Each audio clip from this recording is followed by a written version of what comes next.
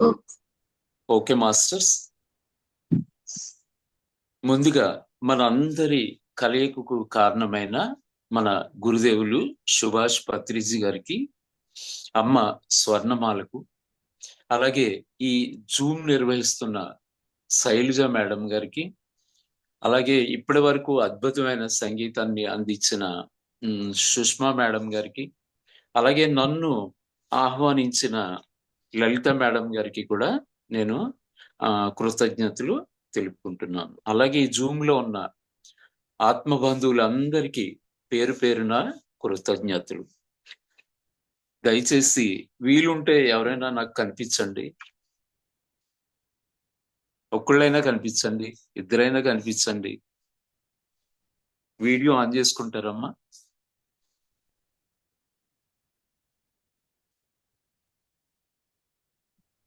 నా పేరు కాశీ విశ్వేశ్వరరావు అండి. మాది పండూరు విలేజ్, పిఠాపురం దగ్గరలో. నేను నాకు ధ్యానం పరిచయం అయ్యి సుమారుగా 5 సంవత్సరాలు కావస్తుంది. నేను యథాలాపంగా ఏమి కాలక్షేపానికి ఏం ఊసిపోక ఈ సెల్ ఫోన్ పట్టుకుని చూస్తూ ఉంటే దాంట్లో నాకు పిఎంసి తారసపడింది. ఎందరివో ధ్యాన అనుభవాలు చెబుతూ ఉన్నారు. ఏమిటి వీళ్ళందరూ ఇలా చెప్తున్నారని నేను ఆ ఈ- మరొకటి మరొకటి మరొకటి అలాగా సుమారుగా 30-40 వీడియోలు చూశానండి. ఎందరివో ధ్యాన అనుభవాలు. నాకు మోకాళ్ళ నొప్పులు తగ్గిపోయాయి, నాకు నడుము నొప్పి తగ్గింది, నా ఆరోగ్యం చాలా బాగుంది, నా ఆర్థిక పరిస్థితి చాలా బాగుంది, క్యాన్సర్ కూడా తగ్గించుకున్నాం. ఇలా ఎన్నో మానసిక రుగ్మతలు, సమస్యల్ని వీటన్నిటిని తగ్గించుకున్నాం అని చెప్తూ ఉంటే నేను ఏంటి వీళ్ళందరికీ ఏమైనా డబ్బులు ఇచ్చి చెప్పిస్తున్నారా ఏంటి? ఎన్నో ఆ మనకి ఎందరో డాక్టర్స్ ఉన్నారు. ఎన్నో కొన్ని వేలు లక్షలు మెడికల్ షాపులు ఉన్నాయి. ఎన్నో ఫార్మాసిటికల్ కంపెనీలు ఉన్నాయి, మందుల కంపెనీలు ఉన్నాయి. ఎందరో విద్యార్థులు మెడిసిన్ చదువుతున్నారు. లక్షల్లో, లక్షలు పోసి కోట్లు పోసి మెడిసిన్ చదువుతున్నారు. ఒక రోజు ఒక గంట ధ్యానం చేస్తే ఇవన్నీ రుగ్మతలు, అనారోగ్యాలు తొలగిపోతాయా అని నాకే సందేహం వచ్చి, సరేలే చూద్దాం, దీనికి ఏం పెద్దగా బరువులేం మోయక్కర్లేదు కదా, ఏ నిచ్చెనలు ఎక్కక్కర్లేదు కదా, ఏ ఊరు వెళ్ళక్కర్లేదు కదా, మన ఇంట్లోనే, మనం ఉన్న చోట్లోనే దర్జాగా, పోనీ ఏ ఆసనాలు కూడా ప్రత్యేకించి పద్మాసనం వేసి కూర్చోవాలి, లేదా ఏదో ఆసనం వేస్తేనే కానీ కుదరదు అంటే కూడా మనం చేయలేకపోవచ్చు. దర్జాగా స్థిర సుఖ ఆసనంలో మన ఇంట్లో, మన గదిలో మనం దర్జాగా చైర్లో కూర్చుని చెయ్యొచ్చని మన గురుదేవులు చెప్పడం. సరేలే చూద్దాం, చేసి చూద్దాం అని నేను, మా వైఫ్ ఇద్దరు అలా ప్రారంభించామండి. చాలా చాలా ఈ రోజు ధ్యానం యొక్క గొప్పతనం, విశిష్టత తెలియజేయాలంటే ముఖ్యంగా ఈ రోజు నేను ఇలా మీ ముందు, మీ 10 మందికి నేను, మీ 10 మంది ముందు నేను మాట్లాడగలుగుతున్నానంటే అది ధ్యానం యొక్క గొప్పతనమేనండి. ధ్యానమే నన్ను ఇలా మీ ముందు నించోబెట్టింది. ఎందుకంటే మన గురువు గారు ఏ వస్తే ఏ, బి వస్తే బి చెప్పమని, మీకేం వస్తే అది చెప్పాలి అని చెప్పారు. ఎన్నో ఆధ్యాత్మిక సంస్థలు, ఎందరో స్వామీజీలు, ఎన్నో ఎన్నో ఎన్నో ఉన్నాయి. గత 50 సంవత్సరాలుగా ఎన్నో చూశాను నేను. అయితే ఎవరు కూడా ఎక్కడా కూడా జీవహింస మానమని, నువ్వే, నీలోనే భగవంతుడు ఉన్నాడని,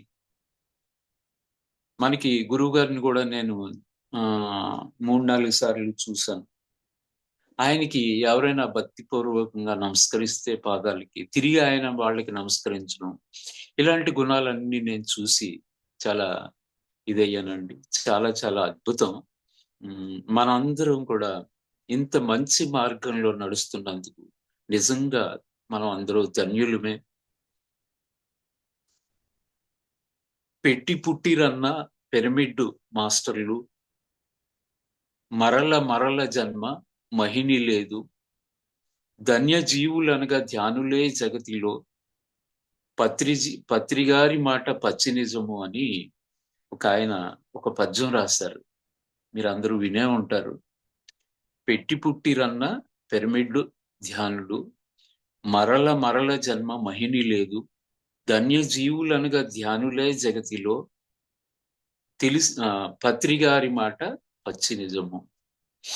ఓకే ఓకే మాస్టర్స్, ఇప్పుడు ధ్యానం యొక్క గొప్పతనం గురించి, ధ్యానం యొక్క విశిష్టత గురించి, అలాగే శాకాహారం యొక్క విశిష్టత గురించి నాకు తెలిసిన, నేను నేర్చుకున్న కొన్ని విషయాలను మీతో పంచుకుంటాను.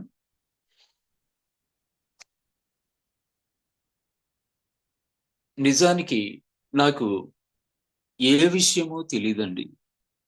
నాకేమీ చేత కాదు.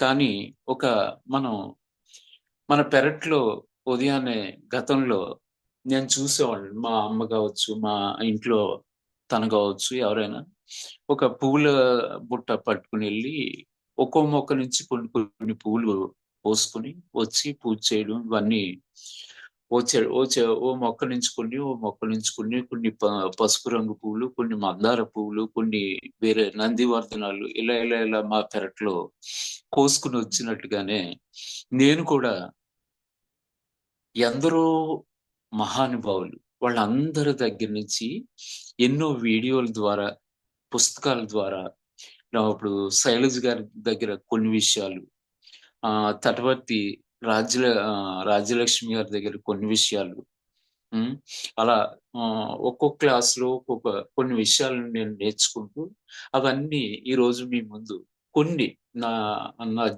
పరిజ్ఞానం మేరకు కొన్ని మీతో పంచుకోవడానికని వచ్చాను. ఇక ధ్యానం యొక్క విశిష్టత గురించి చెప్పాలంటే, నిమిషం నిమిషార్థం జ్ఞానినో ధ్యాన చింతయేత్, క్రతుకోటి సహస్రానాం ధ్యానమేకం విశిష్యతే అంటారు భగవద్గీతలో. నిమిషార్థం జ్ఞానినో ధ్యాన చింతయేత్, క్రతుకోటి సహస్రానాం ధ్యానమేకం విశిష్యతే. అంటే ఒక నిమిషము కానీ, నిమిషంలో అర్ధ భాగం, సగము కానీ ధ్యాన చింతనలో, ధ్యానంలో ఎవరైతే గడుపుతారో వాళ్ళు క్రతుకోటి సహస్రానాం ధ్యానమేకం విశిష్యతే, కోటి క్రతువులు చేసినంత ఫలితం లభిస్తుంది అని భగవద్గీతలో చెప్పబడింది. అలాగే ఇంకా చూస్తే, యథైధాంసి సమిద్ధోగ్ని భస్మసాత్కురుతేర్జున, జ్ఞానాగ్నిదగ్ధ కర్మాణం భస్మసాత్కురుతేజదా అని కూడా భగవద్గీతలో శ్రీకృష్ణ పరమాత్మ వివరించారు. ఎలా అంటే, యథైధాంసి సమిద్ధోగ్ని భస్మసాత్కురుతేజదా, జ్ఞానాగ్నిదగ్ధ కర్మాణం భస్మసాత్కురుతేజదా. అంటే మనం మండుతున్న కట్టెలలో, మండుతున్న మంటలలో, ప్రజ్వలిల్లుతున్న అగ్నిలో కట్టెలను వేస్తే ఎలా సులభంగా అనాయాచితంగా ఎలా మండిపోతాయో, మనం ఎన్నో జన్మలుగా చేసిన కర్మలన్నీ కూడా దగ్ధమైపోతాయి అని వివరించారు. ఇంకా చూసుకుంటే, బ్రహ్మహత్య సహస్రాన్ని ఉత్తర గీతలో మీరందరూ వినే ఉంటారు. ఉత్తర గీతలో కూడా చెప్పబడింది. బ్రహ్మహత్య సహస్రాన్ని భ్రూణహత్య శతానిచ, ఏకేహ ధ్యాన యోగచ్చ దహత్యగ్ని రివేందనం అన్నారు ఉత్తర గీతలో. బ్రహ్మహత్య సహస్రాని భ్రూణహత్య శతాని చ ఏకేహ ధ్యాన యోగచ్చ దహత్యగ్ని రివేందనం అని ఉత్తర గీతలో చెప్పాడు. బ్రహ్మహత్య అంటే 1000, సహస్రాని అంటే 1000 కదండి. 1000 ఎన్నో జన్మలుగా, వేల జన్మలుగా చేసిన బ్రహ్మహత్యలు కానీ, అలాగే 100 సంవత్సరాలుగా చేసిన భ్రూణ హత్యలు అంటే శిశు హత్యలు కానీ, ఇవన్నీ చేసిన పాపాలన్నీ కూడా ఏకేహ ధ్యాన యోగచ్చ దహత్యగ్ని రివేందనం అన్నారు. ఒక్క ఈ ధ్యానం ద్వారా మనకి సమసిపోతాయి అని, ధ్యానం చేయడం వల్ల సమసిపోతాయి అని వివరించారు. ఇంకా చూసుకుంటే అదే ఉత్తర గీతలో ముహూర్తమపి యోగశ్చ నాసాగ్రే మనసా సహా సర్వం తరతి పాప్మానం తస్య జన్మ శతార్జితం అన్నారు. ముహూర్తమపి యోగచ్చ నాసాగ్రే మనసా సహా. ఎవరైతే ఒక ముహూర్త కాలము అంటే రోజుకి 30 ముహూర్త కాలాలు ఉంటాయంటండి. ఒక్క ముహూర్త కాలము అంటే 48 నిమిషాలు. ఒక ముహూర్త కాలము అంటే 48 నిమిషాలు. అలాంటివి ఒక రోజుకి 38 ముహూర్త కాలాలు ఉంటాయంట. ఎవరైతే ముహూర్తమపి యోగచ్చ నాసాగ్రే మనసా సహా, మనసు పెట్టి మన నాసాగ్రం అంటే శ్వాసని గమనిస్తూ కూర్చుంటారో వాళ్ళు సర్వం తరతి పాప్మానం తస్య జన్మ శతార్జితం అంటే ఎన్నో జన్మలుగా, ఎన్నో ఏళ్లుగా ఒక గది తలుపులు మూసి ఉంచితే, కారు చీకట్లో ఆ గది ఉంటే మనం ఒక్క కిటికీ రెక్కని తీసినంత మాత్రాన ఆ గది అంతా ఎలా అయితే వెలుతురు నిండుతుందో, ఒక్క మూసి ఉన్న చీకటి గదికి ఒక్క కిటికీ తీసినా సరే ఆ గదంతా వెలుతురు ఎలాగ ఆవరిస్తుందో, అలాగే ఒక్క ముహూర్త సమయము గనక అంటే ముహూర్తమపి యోగచ్చ నాసాగ్రే మనసా సహా, ఒక్క ముహూర్త కాలం అంటే ఒక్క 48 నిమిషాలైనా ఎవరైతే ధ్యాన స్థితిలో ఉంటారో వాళ్ళు అద్భుతాలు చవి చూస్తారు, జన్మ చరితార్థం అవుతుంది అని ఇక్కడ వివరించారు. అలాగే మీ అందరికీ తెలిసిన విషయమే, మనందరం ఎన్నో సంవత్సరాలుగా విన్నదే, పూజకోటి సమం స్తోత్రం, స్తోత్రకోటి సమం జపం, జపకోటి సమం ధ్యానం, ధ్యానకోటి సమోలయ. కోటి పూజలు చేస్తే ఒక స్తోత్రానికి సమానమని, కోటి స్తోత్రాలు చదివితే ఒక జపానికి సమానమని, కోటి జపాలు ఒక గంట ధ్యానానికి సమానమని, కోటి ధ్యానాలు సమోలయ అంటే శివైకం ఆ స్థితికి మనం చేరుకుంటామని ఇక్కడ వివరించారు. ఇకపోతే ధ్యానము వలన ధ్యానం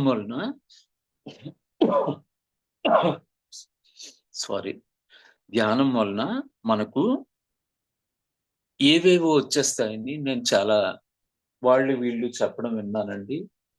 ధ్యానం వలన అంటే ధ్యానం వలన జ్ఞానం వస్తుందండి. నేను అబ్జర్వ్ చేసింది, నేను గమనించింది, ధ్యానం వలన జ్ఞానం వస్తుంది. తద్వారా నిత్య జీవితంలో మనం చేసే తప్పుల సంఖ్య తగ్గుతుంది. ఒక 6 నెలల క్రితం, ఒక సంవత్సరం క్రితం మనం రోజులో 5-6 తప్పులు చేస్తున్నాం అనుకోండి, అది ఇంకొక ధ్యానం చేయగా ఆ సంఖ్య 4కి వస్తుంది. ఇంకొన్నాళ్ళు ధ్యానం చేస్తూ ఉంటే అది 3కి, ఇంకొన్నాళ్ళు ధ్యానం చేస్తే 2కి. అలా మనం ఒక వాటర్ ఎలా అయితే ప్యూరిఫై అవుతుందో దాంట్లో టాక్సిన్స్ అన్ని తీసి ఆర్ఓ ఇవన్నీ వచ్చాయి కదండి ఇప్పుడు. అది ఎలాగో ఇవన్నీ వచ్చాయి కదండి ఇప్పుడు. అది ఎలాగో వాటర్ ఎలా ప్యూరిఫై అవుతుందో మనలో కూడా అసూయ, ద్వేషాలు ఇవన్నీ తొలగిపోయి మనం మంచి గుణాలు కలిగి ఉంటాం. ధ్యానం చేస్తూ చేస్తూ ఉంటే మనం ప్రతిరోజు ప్రతి విషయంలో మనల్ని మనం ఎరుకుతో చెక్ చేసుకోవడం గాని ఇవన్నీ జరుగుతూ ఉంటాయి. ధ్యానం వలన అదండి లాభం.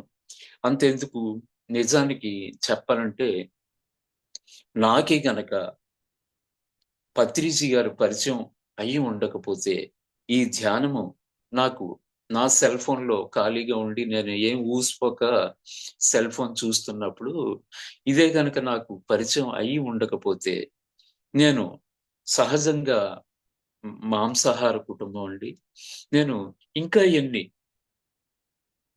ఈ గత ఎప్పుడైతే ఈ విషయం తెలుసుకున్నానో, ఈ 6 సంవత్సరాలుగా నేను వెంటనే ఇది తెలుసుకున్న మొదటి వారంలోనే మేము పూర్తిగా శాకాహారులుగా మారిపోయామండి.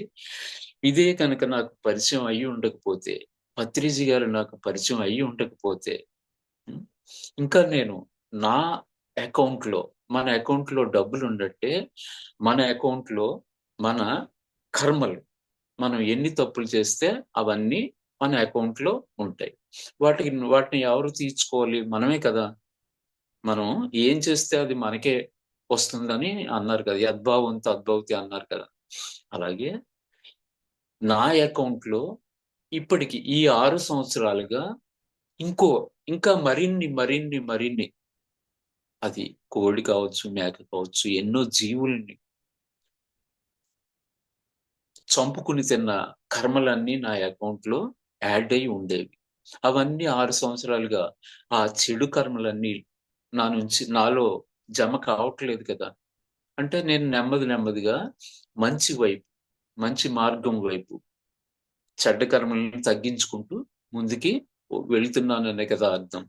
సో, పత్రిజ్ గారికి మరొకసారి ధన్యవాదాలు, కృతజ్ఞతలు. ఇకపోతే ఈరోజు నేను ఇలా మీ ముందుకు రావడానికి కూడా ఈ ధ్యానమే కారణం. కారణం. ఇప్పుడు ధ్యానం గురించి ఒక గురుదేవులు నాకు అందించిన ఒక మీకొక గీతాన్ని వినిపిస్తాను. ఇది నేను రాసుకున్నానండి. ఈ పాటని విందాం.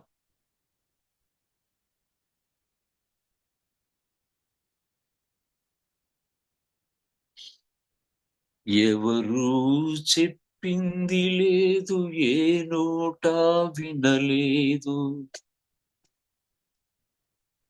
ఎవరూ చెప్పింది లేదు, ఏ నోట వినలేదు. జీవహింస పాపమని, జీవుల రక్షించమని. ఎవరూ చెప్పింది లేదు, ఏ నోట వినలేదు. జీవహింస పాపమని, జీవుల రక్షించమని. నోరు లేని మూగ జీవి వేరెవరో కాదని. నోరు లేని మూగ జీవి వేరెవరో కాదని, నీ ముందటి జన్మలలో నీవే తానగునని. నోరు లేని మూగ జీవి వేరెవరో కాదని, నీ ముందరి జన్మలలో నీవే తానైనని. ఎవరూ చెప్పింది లేదు, ఏ నోట వినలేదు. పత్రిజీ వచ్చేదాకా 10 మందికి పంచేదాకా. పత్రిజీ వచ్చేదాకా 10 మందికి పంచేదాకా. గుడి దేనికి మడి దేనికి నీ మదిలో వెతకమని. గుడి దేనికి మడి దేనికి నీ మదిలో వెతకమని. ప్రతి జీవుల తనువులలో అణువణువున ఉన్నానని. గుడిదేనికి మడిదేనికి నీ మదిలో వెతకమని ప్రతి జీవుల తనువులలో అనువనువున ఉన్నానని ఎవరు చెప్పింది లేదు, ఏ నోట వినలేదు. శ్వాస మీద ధ్యాసంటూ వేషధారనొద్దంటూ, శ్వాస మీద ధ్యాసంటూ వేషధారనొద్దంటూ, పాద పూజలెందుకని పదములు మరవద్దని. శ్వాస మీద ధ్యాసంటూ వేషధారనొద్దంటూ, పాద పూజలెందుకని పదములు మరవద్దని. ఎవరు చెప్పింది లేదు, ఏ నోట వినలేదు. ఎవరు చెప్పింది లేదు, ఏ నోట వినలేదు. పత్రిజీ వచ్చేదాకా 10 మందికి పంచేదాకా. పత్రిజీ వచ్చేదాకా 10 మందికి పంచేదాకా. కర్మకాండలెందుకని కాకుల పని ఏందని. కర్మకాండలెందుకని కాకుల పని ఏందని. నీ కర్మకు నీ జన్మకు నీవే కారణమని. కర్మకాండలెందుకని కాకుల పని ఏందని. నీ జన్మకు నీ కర్మకు నీవే కారణమని. ఎవరు చెప్పింది లేదు, ఏ నోట వినలేదు. జీవహింస కూడదని జీవుల కాపాడమని. ఎవరు చెప్పింది లేదు, ఏ నోట వినలేదు. జీవహింస కూడదని జీవుల కాపాడమని. మౌనానికి ధ్యానానికి ఏది సరితూగవని. మౌనానికి ధ్యానానికి ఏది సరితూగవని. మనసు నిగ్రహించువాడు మహిలో మారాజని. మౌనానికి ధ్యానానికి ఏవి సరితూగవని. మనసు నిగ్రహించువాడు మహిలో మారాజని. ఎవరు చెప్పింది లేదు, ఏ నోట వినలేదు. ఎవరు చెప్పింది లేదు, ఏ నోట వినలేదు. శ్వాస మీద ధ్యాసంటూ వేషధారనొద్దంటూ, పాద పూజలెందుకని పదములు మరవద్దని. జీవహింస కూడదని జీవుల కాపాడమని. ఎవరు చెప్పింది లేదు, ఏ నోట వినలేదు. మన కోసం దిగి వచ్చెను మరో బుద్ధ దేవుడు. మన కోసం దిగి వచ్చెను మరో బుద్ధ దేవుడు. మనలందరిని ఉద్ధరించ మరలా తిరిగొచ్చాడు. మన కోసం దిగి వచ్చెను మరో బుద్ధ దేవుడు. మనలందరిని ఉద్ధరించ మరలా తిరిగొచ్చాడు. పత్రిజీ మహారాజు,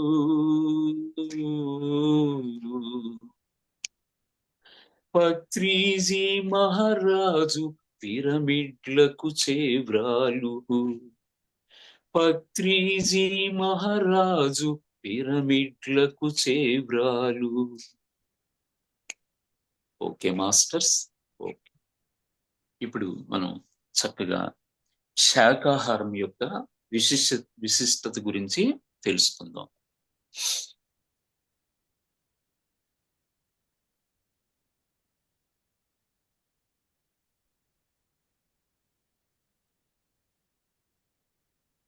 ఎన్నో సంవత్సరాలుగా మా ఇంట్లో కావచ్చు, మీ ఇంట్లో కావచ్చు, ప్రపంచం మొత్తం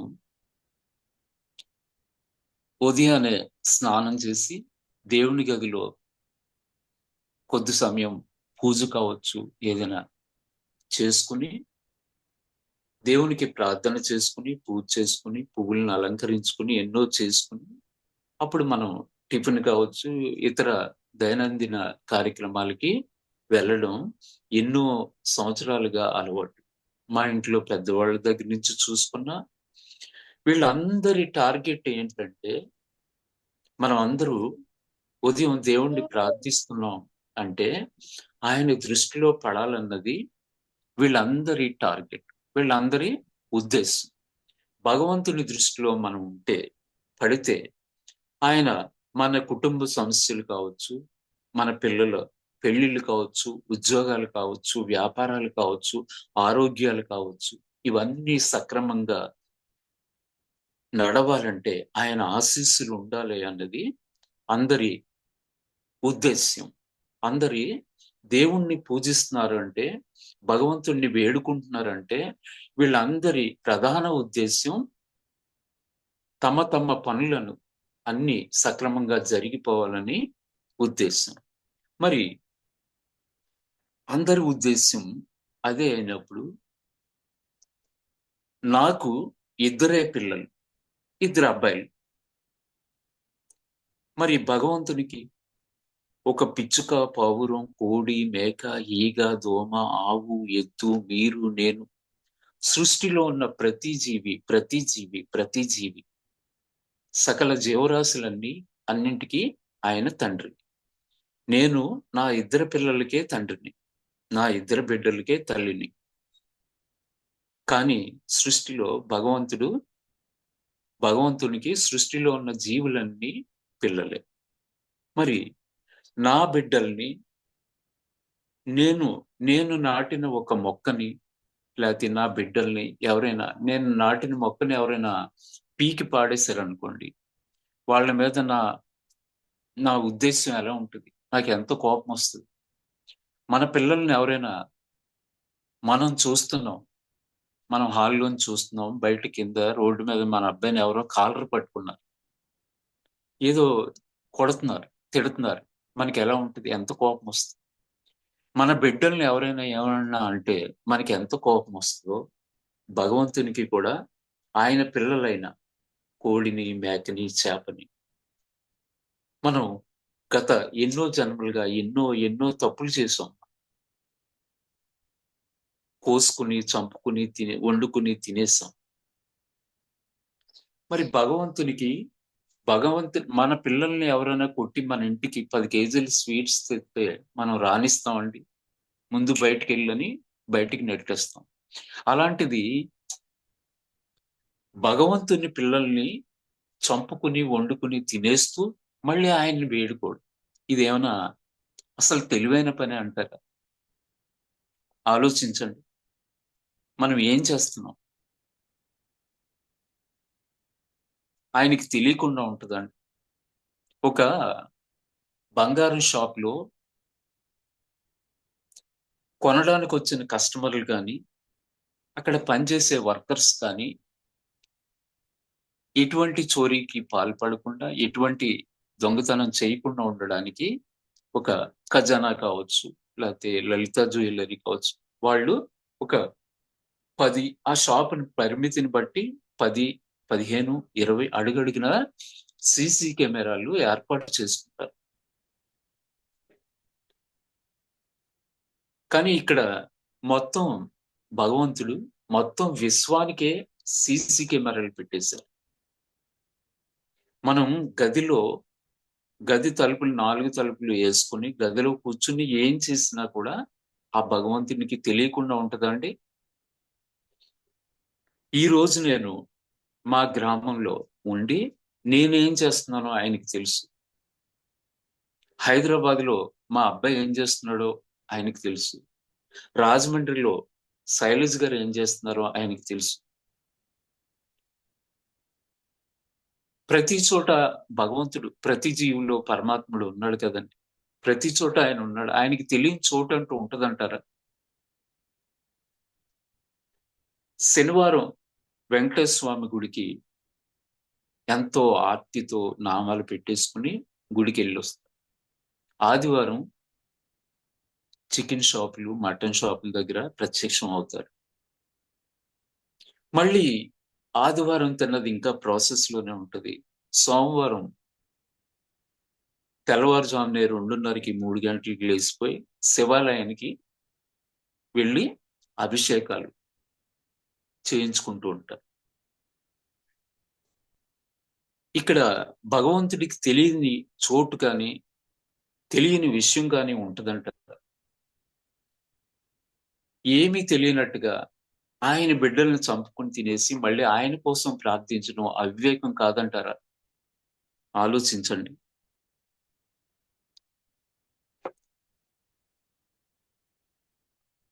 ఓకే మాస్టర్స్. ఇక అన్ని దానముల కన్నా అన్నదానము మిన్న, కన్నవారి కంటే గనులు లేరు, ఎన్న గురిని కన్న మెక్కుడు లేడయ్యా, విశ్వదాభిరామ వినురవేమ అన్నారు వేమని గారు. అన్ని దానముల కన్నా అన్నదానము గొప్పది. కన్నవారి కంటే గనులు లేరు. మనకు జన్మనిచ్చిన తల్లి తండ్రి కంటే మించిన వాళ్ళు లేరు. అలాగే ఎన్న గురుని కంటే మెక్కుడు లేడయ్యా, విశ్వదాభిరామ వినురవేమ అని. సత్యమే కదండి, ముమ్మాటి సత్యమే. అలాగే అన్నమిడుట కన్నా అన్ని దానముల ఎన్ని చేయనేమి ఎన్నబోరు, అన్నదానమెన్న జీవన అన్న అన్నదానమే జీవన ఆధారమగునయ్య, విశ్వదాభిరామ వినురవేమ అన్న. అన్నమిడుట కన్నా అన్ని దానముల ఎన్ని చేయనేమి ఎన్నబోరు, అన్నమెన్న జీవన ఆధారమగునయ్య, విశ్వదాభిరామ వినురవేమ. అలాగే చూసుకుంటే అన్నదానము గొప్పదనవచ్చునే గాని అన్నము జాములో నలిగిపోవు. వస్త్రదానము కూడా భవ్యదానమే కాని వస్త్రం ఏడాదిలో పాతదగును.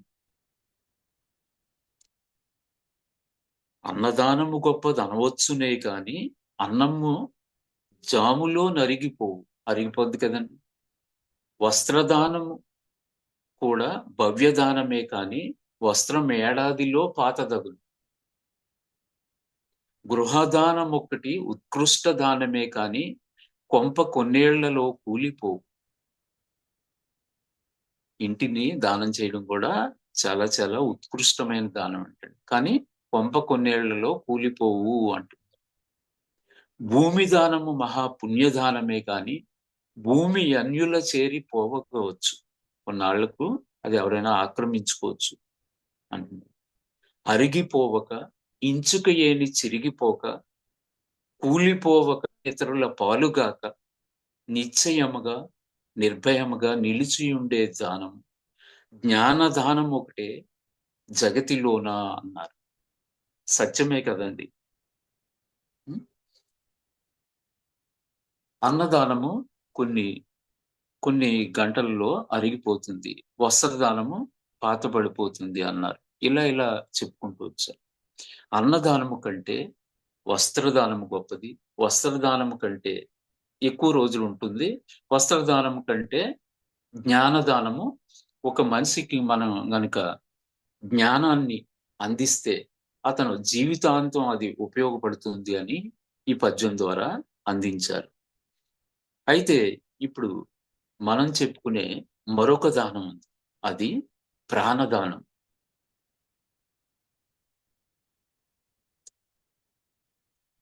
మీరందరూ సిద్ధమేనండి ప్రాణదానం చేయడానికి? అన్నదానము, వస్త్రదానము, జ్ఞానదానము చాలా చాలా ప్రముఖమైన దానాలుగా చెప్పుకున్నాం. అయితే ప్రాణదానం, ఇంకో దానం ఉంది, అది ప్రాణదానం. ప్రాణదానం అంటే మీరెవరు కంగారు పడొద్దండి. ప్రాణదానం అంటే మనము నెలకి ఒక్కళ్ళతోనైనా లేదా వారానికి ఒక్కళ్ళనైనా రోజుకి ఒక్కళ్ళనైనా శాకాహారులుగా మార్చడమే ప్రాణదానం. ఇంకో జీవి చనిపోకుండా ఉండడానికి మనం దోహదపడినట్టు. ప్రాణదానము అంటే మనం రోజుకి ఒకళ్ళని కానీ, వారానికి ఒకళ్ళనైనా కానీ, నెలకి ఒకళ్ళనైనా కానీ శాకాహారులుగా మార్చడం ద్వారా వాళ్ళ జీవితంలో వాళ్ళు చంపుకుని, వండుకొని తినే ఎన్నో జీవులని మనం రక్షించినట్టు. ఎన్నో జీవులకు ప్రాణదానం పోసినట్టు. వజ్రాన్ని వజ్రంతోనే కొయ్యాలని అన్నారు కదండీ! ముళ్ళుని ముళ్ళుతోనే తీయాలని అన్నారు కదండీ! అలాగే మన జీవితంలో కూడా మనం గతంలో తెలియక ఎన్నో జీవుల్ని చంపుకొని తినేసాం. ఎన్నో జీవుల మరణానికి కారణమయ్యాం. వాటిని మనం రు సరిదిద్దుకోవాలంటే ఆ తప్పుల్ని ముళ్ళుని ముళ్ళుతోనే తీయాలన్నట్టుగా, వజ్రాన్ని వజ్రంతోనే కొయ్యాలన్నట్టుగా మనం విరివిగా శాకాహార ర్యాలీలు ఎక్కడ జరుగుతాయో అక్కడ తప్పకుండా పాల్గొనాలి. వెతుక్కుని మరి ఎంత దూరమైనా వెళ్లి మనం శాకాహార ర్యాలీల్లో పాల్గొనడం, శాకాహారం గురించి ప్రచారం చేయడం ద్వారా మనం గతంలో చేసిన తప్పుల్ని సరిదిద్దుకునే భాగ్యం మనకి దక్కుతుంది. అందుకని దయచేసి ఎవ్వరు ఎట్టి పరిస్థితుల్లో కూడా శాకాహార ర్యాలీలు మాత్రం మిస్ అవ్వొద్దని నా విన్నపం. ఇక చూస్తే పునర్విత్తం, పునర్మిత్రం, పునర్భార్య, పునర్మహీ ఏతత్ సర్వం పునర్లభ్యం నః శరీరం పునః పునః అన్నారు. పునర్విత్తం, పునర్మిత్రం, పునర్భార్య, పునర్మహీ ఏతత్ సర్వం పునర్లభ్యం నః శరీరం పునః పునః అంటే విత్తము అంటే ధనం. డబ్బు పోతే మళ్ళీ సంపాదించుకోవచ్చట. పునర్మిత్రం అంటే మన మిత్రులుతో ఏదైనా అపార్థం చేసుకొని మన స్నేహితులు విడిపోతే ఇంకొకరితో స్నేహం కొనసాగించవచ్చు. అలాగే భార్య, పునర్భార్య, భార్య కావచ్చు, భర్త కావచ్చు, వాళ్ళు ఏ కారణం చేతైనా మనకి దూరం అయితే మనం మళ్ళీ పెళ్లి చేసుకోవచ్చు. లేకపోతే ఇంకొకళ్ళతో ఏదైనా ఆహ్, హ్మ్. అలా కూడా మనం అవ్వచ్చు. అలాగే పునర్విత్తం, పునర్మిత్రం, పునర్భార్య, పునర్మహి. అలాగే మనం మహి అంటే భూమి. భూమిని కోల్పోతే మళ్ళీ సంపాదించుకోవచ్చు. ఏతత్ సర్వం పునర్లభ్యం. ఏదైనా ఈ సృష్టిలో మళ్ళీ సంపాదించుకోవచ్చు. నా శరీరం పునః పునః అంటే ఈ దేహం మాత్రం మళ్ళీ మనకి వస్తదని గ్యారంటీ లేదు. ఎంతో విలువైన ఎన్నో జ్ఞాన గని ఈ శరీరం.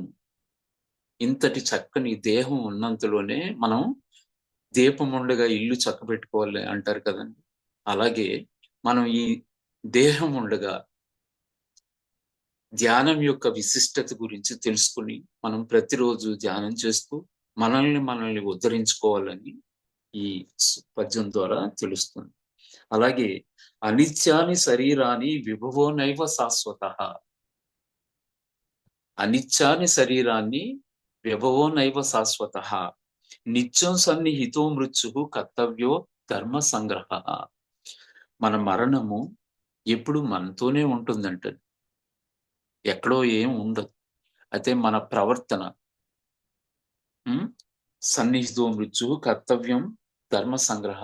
మన మన నడవడిక ధర్మ మార్గంలో నడుస్తూ ధ్యాన మార్గాన్ని అవలంబిస్తూ ఉంటే మనం దాన్ని సద్వినియోగపరుచుకున్నట్టుగా అవుతుంది అని. ఇక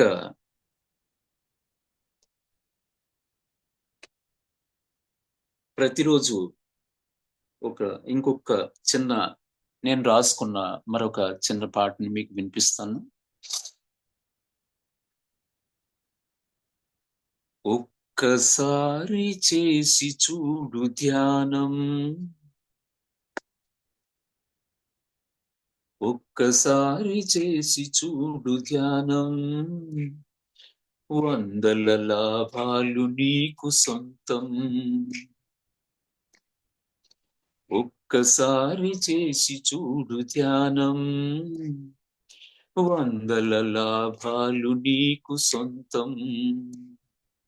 కోడి మేక చంపి తింటే కోరి వచ్చు కష్టాలు, కోడి మేక చంపి తింటే కోరి వచ్చు కష్టాలు, కోరకనే నిన్ను చేరు అవి పెట్టే శాపాలు. కోడి మేక చంపి తింటే కోరి వచ్చు కష్టాలు, కోరకనే నిన్ను చేరు అవి పెట్టే శాపాలు. యద్భావం తద్భవతని ఏనాడో తెలిపారు, యద్భావం తద్భవతని ఏనాడో చెప్పారు. నువ్వు చేసిన పాపాలే నీకొచ్చే రోగాలు. యద్భావం తద్భవతని ఏనాడో చెప్పారు, నువ్వు చేసిన పాపాలే నీకొచ్చిన రోగాలు. ఒక్కసారి చేసి చూడు ధ్యానం, వందల లాభాలు నీకు సొంతం.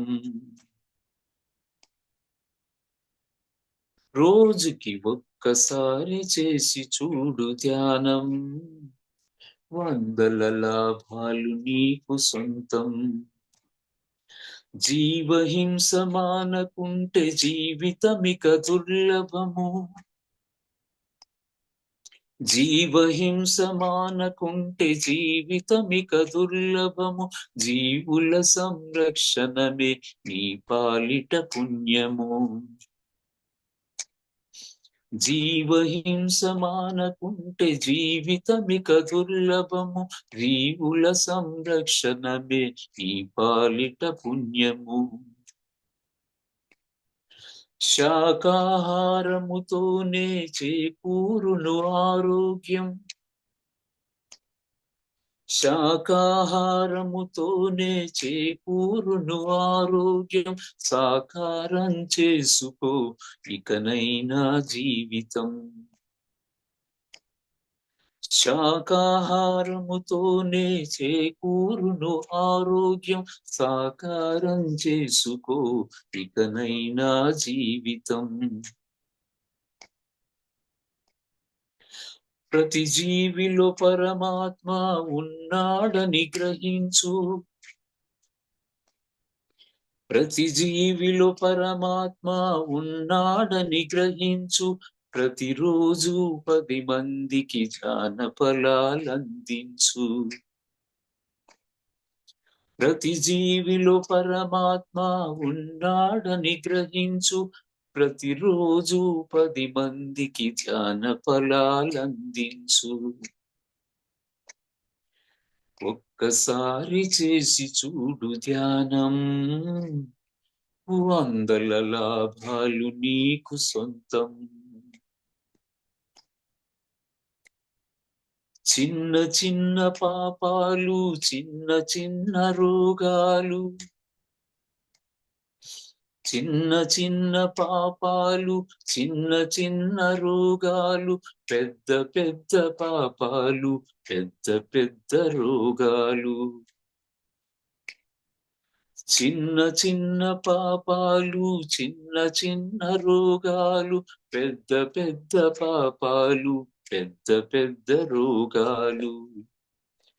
ఒక్కసారి చేసి చూడు ధ్యానం, వందల లాభాలు నీకు సొంతం. పత్రిజీ ఎవరు కాదు పరమాత్మకు ప్రతిరూపం, పత్రిజీ ఎవరు కాదు పరమాత్మకు ప్రతిరూపం. పత్రిజీ ప్రతివాక్యం పరమపద సోపానం.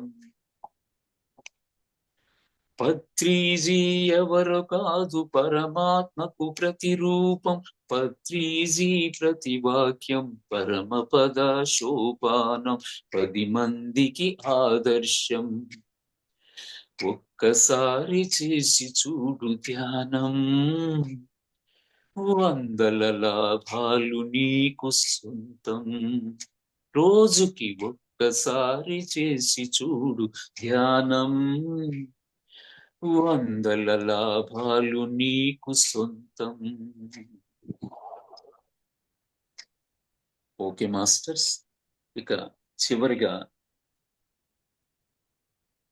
ప్రతిరోజు నేను ధ్యానంలో చెప్పుకునే కృతజ్ఞతలు, క్షమాపణల గురించి మీకు కూడా వివరిస్తాను.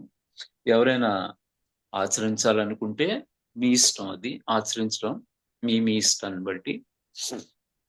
ఆత్మ పుట్టిన క్షణం నుంచి ఈ క్షణం వరకు నేను అనుభవిస్తున్న సకల సుఖాలకి, సౌఖ్యాలకి, భోగ భాగ్యాలకి, గౌరవ మర్యాదలకి, కీర్తి ప్రతిష్టలకి, అష్టైశ్వర్యాలకి కృతజ్ఞతలు, కృతజ్ఞతలు, కృతజ్ఞతలు.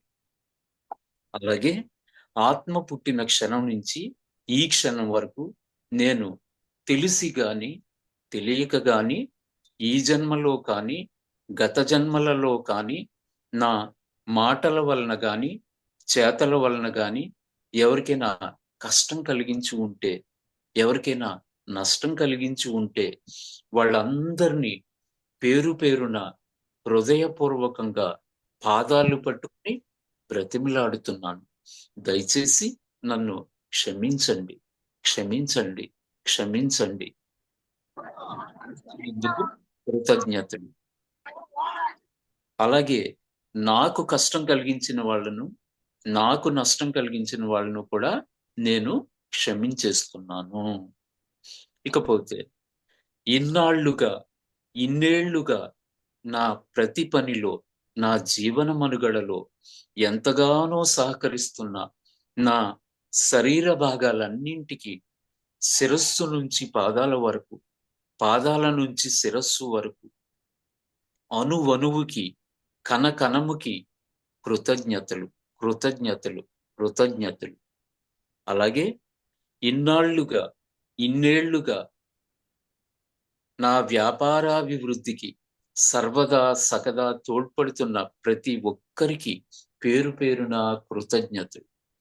ఇక చివరిగా సర్వ జగత్ సృష్టికర్త శ్రీకృష్ణ భగవానికి, ధ్యాన పితామహ సుభాష్ పత్రిజీ గారికి, మహాదేవునికి, మహావతార్ బాబాజీ వారికి, సీనియర్ పిరమిడ్ మాస్టర్లకు, ఆస్ట్రల్ ట్రావెల్ మాస్టర్లకు, ఆర్క్యుటూరియన్స్ కి, ఆర్క్ ఏంజల్స్ కి, భూదేవికి, గంగామాతకి, వాయుదేవునికి, సూర్యచంద్రులకి, అగ్నిదేవునికి, ఆత్మ బంధువులకి, అమ్మా నాన్నలకి, భార్య పిల్లలకి, పితృదేవతలకి, నా మిత్రులకి, జంతుజాతికి, వృక్షజాతికి, పక్షి జాతికి, నక్షత్రలోక వాసులకి, సకల జీవరాశులకి, సర్వ మానవాళికి వేల వేల వేల కృతజ్ఞతలు. మీ అందరి సహకారమే నా ఈ జీవితం. Thank you, thank you, thank you, thank you. Okay madam, thank you madam Lalit గారు.